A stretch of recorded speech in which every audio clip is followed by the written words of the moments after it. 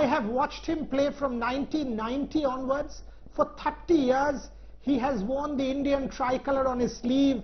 This was his one last roar season, and for once we thought the gods were being a little unkind on Leander Paes. But now, with the US Open on, with the French Open on, and we are being told there will be crowds also, the gods can't just be too unkind on this absolute legend who's on my show today. Welcome, Leander Paes. Such a pleasure as always to talk to you. Tell me the first thing, 30 years at the top of your sport, more than that, what is this source of inspiration that keeps you going? Hi Boria, namaskar. It has been a complete treat to have a career that I've had. It's been a phenomenal blessing. I'm very grateful for being in good health and good shape over the last 30 years to be able to represent our country and bring laurels to our country.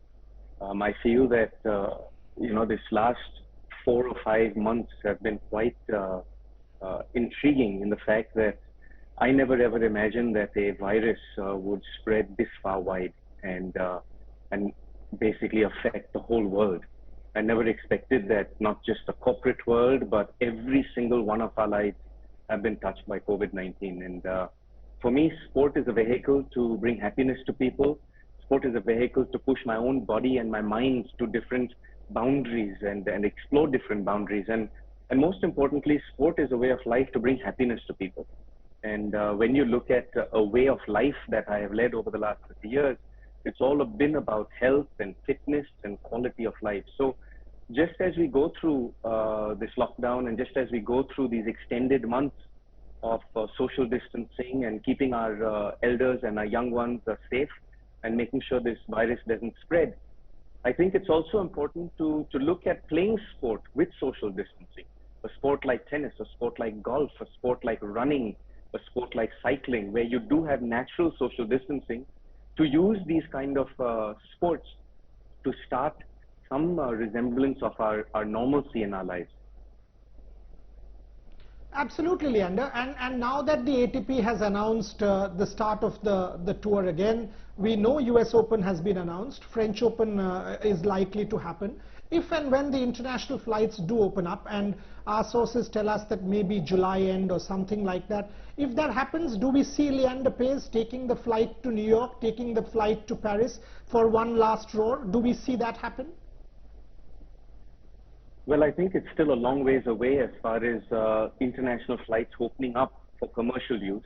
I think it's still a long ways before we see spectators coming into a stadium. But in particular for me, my evaluation of the US Open is such that the draw size has been in singles been reduced from 128 players to 64 players. The double size has been from 64 teams to 24 teams. So when you look at a reduced draw size like this, when you look at a reduced event like this, it's very intriguing to see as to how they're going to hand out professional points on the ATP or WTA tour. It's going to be almost like an exhibition style of tennis, because you're not allowing everybody in the whole world to compete. You're going to have minimized draw size. You're going to be contained in the talent that you have playing in these events. So hence, I'm still interested to see exactly how they're going to work it out. And as you said earlier, there is still a few weeks before we get to play in the US Open or get to play in the French Open, but I'm still very intrigued to see how it pans out.